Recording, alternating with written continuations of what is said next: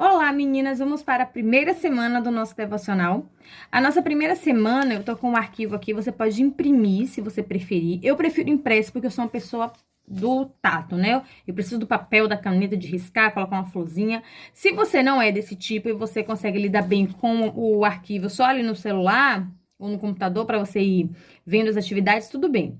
Se você preferir, você imprime, porque ali você rabisca, você coloca o que fez, você coloca o que não vai dar pra fazer, você vai ter que adaptar. Então, eu sou do time que gosta de rabiscar as coisas, então eu sempre imprimo tudo. Então, aqui tá o roteiro da primeira semana. Na primeira semana, o que nós vamos aprender? Né? Quais são os nossos objetivos para essa semana? Primeiro, nós vamos aprender que Deus cuida de todas as pessoas. Vamos aprender o que o profeta deve fazer. Por que a chuva é importante? E vamos identificar o corvo entre outras aves. Então, vamos lá. Dia 1. No primeiro dia, você vai fazer a apresentação inicial da história, né? Vai contar a história para o seu filho, vai ler o relato bíblico. Muito importante ler a Bíblia, use a própria Bíblia para ler. Aqui eu já falei outras vezes, em outros vídeos, eu uso a Bíblia na nova tradução da linguagem de hoje, porque as crianças têm 3 e 5. É a tradução que fica mais fácil para eles entenderem. Então, leia o texto ali na Bíblia e explique depois, né? O texto fala sobre o cuidado de Deus com o profeta Elias. Para começar os estudos, explique ao seu filho qual a função do profeta. Então, eu preparei 2 imagens que estão lá no PDF. Foram as imagens que eu usei aqui para explicar para o João e para Maria.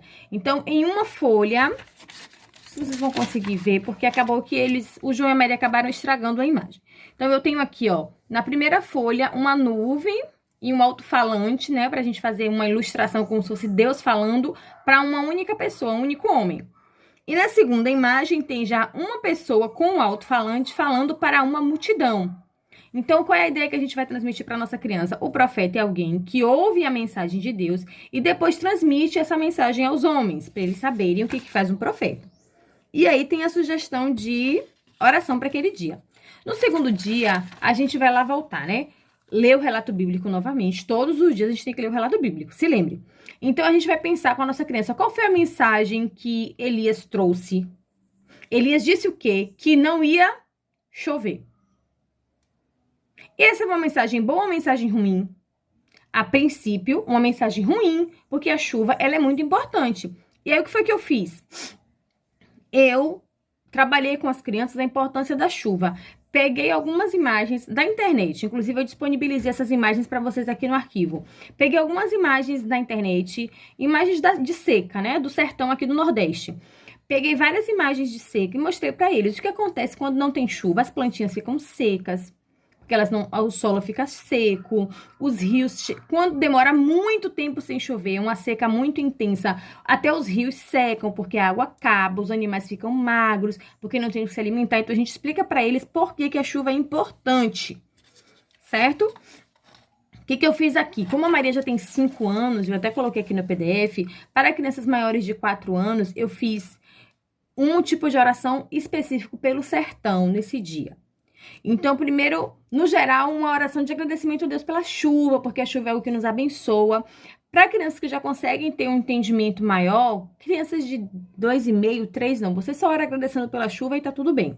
Crianças a partir de 4,5, 5 anos, já explica para elas, em alguns lugares, filho, fica muito tempo sem chover. É o que a gente chama de sertão. Nós vamos orar pelo sertão do Brasil, para que Deus tenha misericórdia das pessoas que vivem ali, para que chegue água, alimento, provisão para a vida deles. Então, cabe essa oração intercessória para as crianças um pouquinho mais velhas no segundo dia. No terceiro dia, a gente vai ler o relato bíblico de novo e aí vê. Elias foi conduzido pelo Senhor para um riacho. O que é um riacho? Aí, de novo, a gente vai lá na internet e colhe as fotos. Mostra para eles as fotos do que é um riacho. Mostra as imagens. E acrescenta que a água da chuva ajuda a manter o riacho cheio de água. E quando não chove, os riachos acabam secando.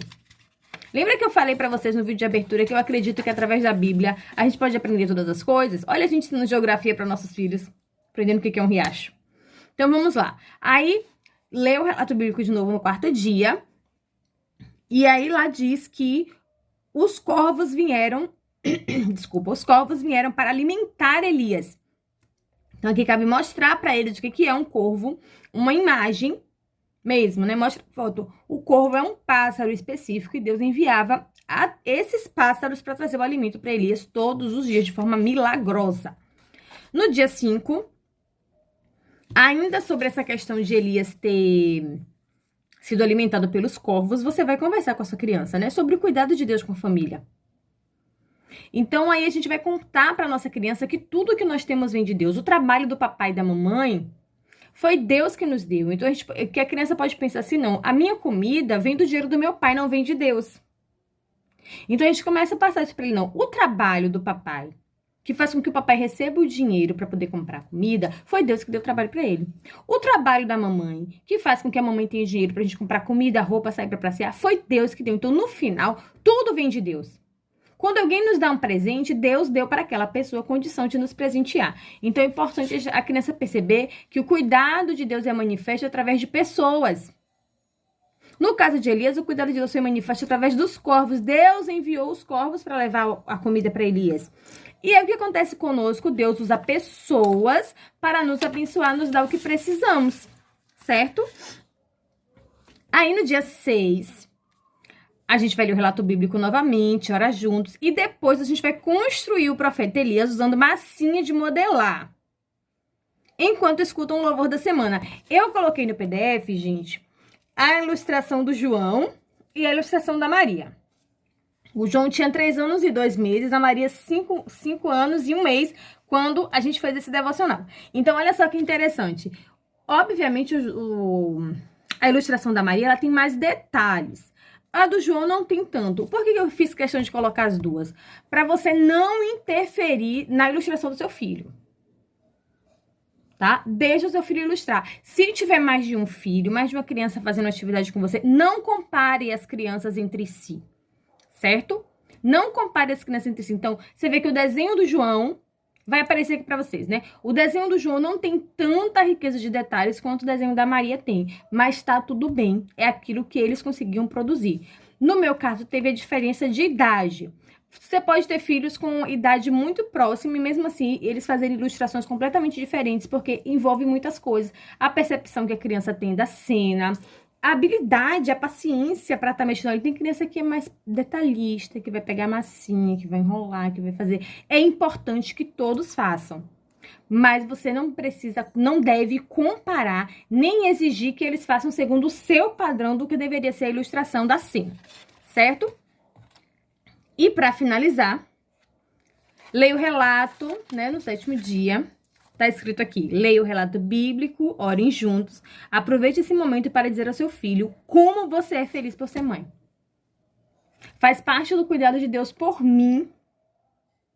Me dá o privilégio de amar você e de ter gerado você, de poder cuidar de você, criar você.